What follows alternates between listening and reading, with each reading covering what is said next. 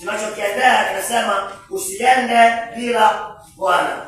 Ndugu zangu, kuna madhara makubwa ya mtu yeyote yule kuanza safari yake, kuanza jambo lake, kufanya kitu chake chochote kile, kiwa ni kwenda kwenye ndoa, iwe ni kazi, iwe ni elimu, iwe ni biashara, kilimo, ufugaji, iwe ni kuajiri au kuajiriwa, iwe ni mambo ya kiofisi, iwe ni kufanya jambo lake la msingi na muhimu bila kuanza na Bwana, pasipo kumtanguliza Bwana, hakika nakwambia kuna hasara kubwa itatokea kwenye maisha yako kama utaamua kwenda kwenye jambo lolote lile bila kuhakikisha unaenda na Bwana. Bwana asifiwe sana.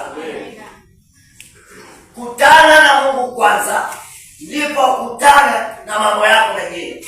Kwanza Mungu awe usisumbuke. Yeye anapatikana. Ukimtafuta Bwana anapatikana. Usiende mbali sana na Mungu kwa sababu yeye yupo. Haleluya. Amen. Bwana Yesu asifiwe sana. Amen. Unayo amani, ufanye hivi mkono. Amen. Kigelegele kimoja, mwingine aongeze nimekipenda. Kwa nini kama kigelegele? Yes.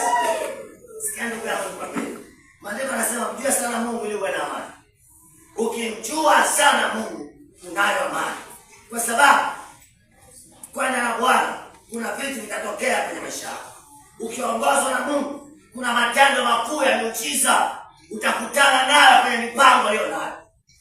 Kuna matendo makuu ya miujiza vitakutokea kwenye maisha yako.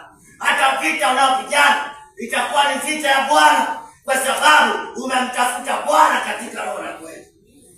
Sikia nikwambie,